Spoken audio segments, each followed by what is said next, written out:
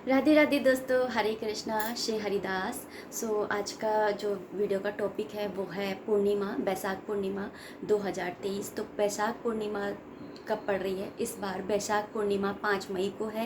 और ये पूर्णिमा का व्रत क्यों किया जाता है, सबसे पहले जान लेते हैं। तो पूर्णिमा का व्रत जैसा कि हम सभी जानते हैं कि चांद से रिलेटेड होता है। तो आपके अंदर अगर चांद से रिलेटेड कोई भी प्रॉब्लम है, जैसे कि आपकी मानसिक स्थिति ठीक नहीं रहती है, या आप थोड़े इमोशनल हैं, या फिर कोई भी डिसीजन लेते समय आपको थोड़ा सा भी है ना, थोड़ा ऐसे रहते हैं ना कि कंफ्यूज्ड रहते हैं, तो आपको ये पूर्णिमा का व्रत करना चाहिए। साथ ही ये पूर्णिमा का व्रत विष्णु भगवान के लिए किया जाता है, लक्ष्मी माँ की प्राप्ति के लिए किया जाता है। और क्योंकि चंद्रमा जो होते हैं वो शिव जी भगवान की जटाओं में है ना, उनको स्थान मिला हुआ है, इसलिए ये शिव जी के को भी प्रसन्न करने के लिए होता है ये वाला व्रत। तो इस व्रत को करने से शिव परिवार भी प्रसन्न होता है। तो जब त्रिदेव यानी कि विष्णु भगवान का परिवार, भोलेनाथ का परिवार और स्वयं चंद्र भी प्रसन्न होते हैं, चंद्र ग्रह भी प्रसन्न होता है, तो ये व्रत करना हर तरीके से बहुत ही ज़्यादा शुभ होता है। अब जानते हैं कि जो पूर्णिमा का व्रत है वो कौन कौन कर सकता है। जो पूर्णिमा का व्रत सब लोग कर सकते हैं, जो पूर्णिमा के व्रत के जो नियम हैं उनको फॉलो कर सकते हैं, वो सभी पूर्णिमा का व्रत कर सकते हैं।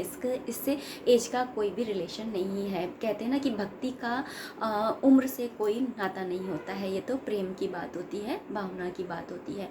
इसके बाद में जो पूर्णिमा का व्रत है वो कब से स्टार्ट कर सकते हैं। बहुत ज़्यादा प्रश्न यही आता है कि आप पूर्णिमा का व्रत कब से स्टार्ट कर सकते हैं। तो पूर्णिमा का व्रत आप चैत्र मास की जो पूर्णिमा आती है उससे कर सकते हैं, माघ की पूर्णिमा से कर सकते हैं, जो ये बैसाख की पूर्णिमा आ रही है इससे कर सकते हैं, और साथ ही आप कार्तिक मास की जो शरद पूर्णिमा होती है उससे भी आप स्टार्ट कर सकते हैं। लेकिन कहा जाता है कि अगर आप शरद पूर्णिमा से स्टार्ट करते हैं तो ये सबसे बेस्ट होता है।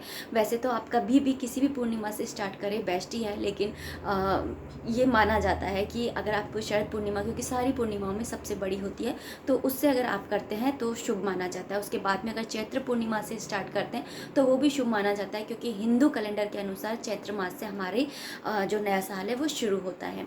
इसके अलावा मैंने कहा कि बैसाख मास की जो पूर्णिमा है उससे आप है ना पूर्णिमा की व्रत उठा सकते हैं। तो दोस्तों, इस बार बैसाख मास की जो पूर्णिमा पड़ रही है इस बार से आप व्रत मत उठाइएगा। अगर आप पहले से ही करते आ रहे हैं तो आप कंटिन्यू कर सकते हैं, लेकिन अगर आप नया उठाने की सोच रहे हैं तो बैसाख मास की पूर्णिमा से व्रत को मत उठाइए, क्योंकि इस बार बैसाख मास की पूर्णिमा को यानी कि 5 मई को चंद्र ग्रहण पड़ने वाला है, इसलिए आप ये व्रत जो है बैसाख मास की पूर्णिमा से मत उठाइएगा।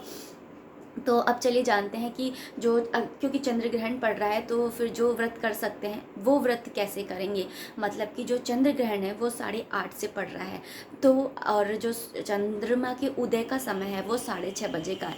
तो 6:30 से 7:30 बजे तक के बीच में आपको पूजा कर लेनी है। पूजा मीन्स आपको जो अर्घ वगैरह देना होता है वो, क्योंकि पूर्णिमा की पूजा में चंद्रमा को अर्घ देना का बहुत ज़्यादा विशेष महत्व होता है। तो इस तरह से आपको अर्घ देना है, यानी कि 6:30 से 7:30 के बीच में आपको अर्घ दे करके पूजा करनी है। तो अब चलिए जानते हैं कि पूर्णिमा का पूरा दिन आपको कैसे व्यतीत करना है। पूर्णिमा के पूरे दिन आपको सुबह उठ करके स्नान आदि से निवृत्त हो जाना है। स्नान करते समय आप पानी के अंदर गंगा जल डाल सकते हैं, या फिर अगर आपके पास गंगा जल नहीं है तो आप कच्चे दूध की 2-4 बूंद डाल करके भी स्नान कर सकते हैं।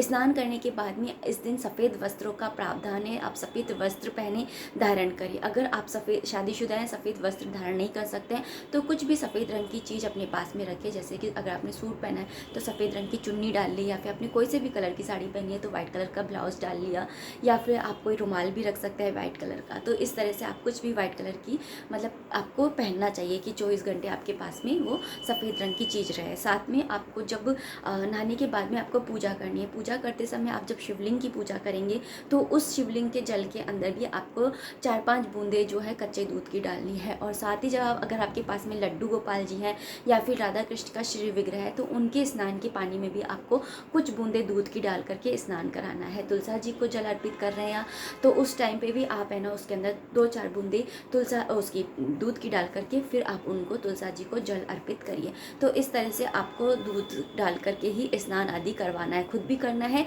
और आप है ना अपने बच्चों को, अपने पति को और अपने शिव विग्रहों को भी इसी तरह से आपको स्नान कराना है। स्नान कराने के बाद में जैसे कि है ना पूर्णिमा के दिन है ना सत्यनारायण की कथा की जाती है, तो आप सत्यनारायण की कथा कीजिए। और है ना अगर आप कथा नहीं भी कर रहे हैं वैसे तो कीजिए, अगर नहीं कर रहे हैं तभी भी आप उनको भगवान को उनके शिव विग्रह को है ना जो पंजीरी होती है आटे की बनती है वो बना करके भोग लगाइए। और पूर्णिमा वाले दिन खीर का बहुत ज़्यादा महत्व होता है, खीर ज़रूर से बनाइए। दूध, चावल और चीनी तीनों ही चंद्रमा से रिलेटेड होते हैं, इसलिए अगर आप है ना खीर बनाते हैं तो ये बहुत ज़्यादा शुभ होती है। और ये खीर आपको रात के टाइम में बनानी है, यानी कि चंद्र ग्रहण जो है वो 8:30 बजे होगा और आपको 6:30 से 7:30 के बीच में अर्घ देना है। तो आपको इसी बीच के अंदर ही यानी कि इससे पहले पहले ही आपको खीर बना करके और भोग लगाना है भगवान को भी और चंद्रमा को भी अर्घ देते समय। तो इस तरह से आपको जो ये व्रत है वो करना है। इसके अंदर नमक नहीं खाया जाता है, इस व्रत के अंदर ध्यान रहे।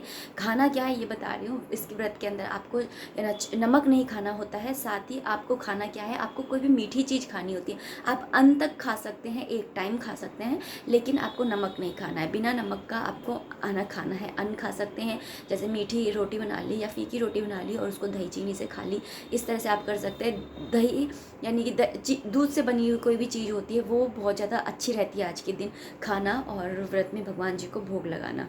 तो इस तरह से आप जो है पूर्णिमा का व्रत कर सकते हैं। बहुत ही सिंपल है और इससे है ना रिश्तों में भी मिठास आती है। अगर पति पत्नी के बीच में अगर कड़वाहट रहती है, आपके परिवार के अंदर ना मेल मिलाप नहीं है, लड़ाई झगड़े रहते हैं, तो आप इस दिन खीर जरूर बनाइए और भगवान को भोग लगा करके पूरे घर के अंदर चाहे एक एक चम्मच ही खाइए, उस प्रसाद को मिल करके खाइए, तो आपके घर के अंदर ना मिठास आती है, साथ ही एकता भी बनती है। तो आप खीर तो ज़रूर से बनाइए। शरद पूर्णिमा वाले दिन तो विशेष तौर पर बनाई जाती है और फिर चंद्रमा के नीचे रखी जाती है। इस दिन चंद्रमा के दर्शन जरूर करिए, थोड़ी देर चंद्रमा के नीचे बैठिए। जिनका चंद्र नीच होता है, नीच स्थिति में होता है, अगर वो भी चंद्रमा के नीचे बैठते हैं तो उनका भी चंद्रमा जो होता है वो अच्छा हो जाता है। जब आप चंद्रमा को अर्घ दें तो उसके अंदर कुछ बूंदे दूध की डालें, चीनी डालें और साथ ही उसके अंदर कुछ थोड़े से दाने अक्षत के डालें। अक्षत वो चावल जिसके अंदर एक भी दाना टूटा हुआ चावल नहीं होता है, तो वो डाल करके आपको चंद्रमा को अर्घ देना है। तो इस तरह से ये व्रत होता है, बहुत ही सिंपल सा व्रत होता है। तो आई होप आपको वीडियो पसंद आई होगी और कोई भी प्रश्न हो पूर्णिमा को लेकर के तो आप कमेंट बॉक्स के थ्रू मुझसे पूछ सकते हैं। मिलते हैं नेक्स्ट वीडियो में, तब तक के लिए राधे राधे, श्री हरिदास।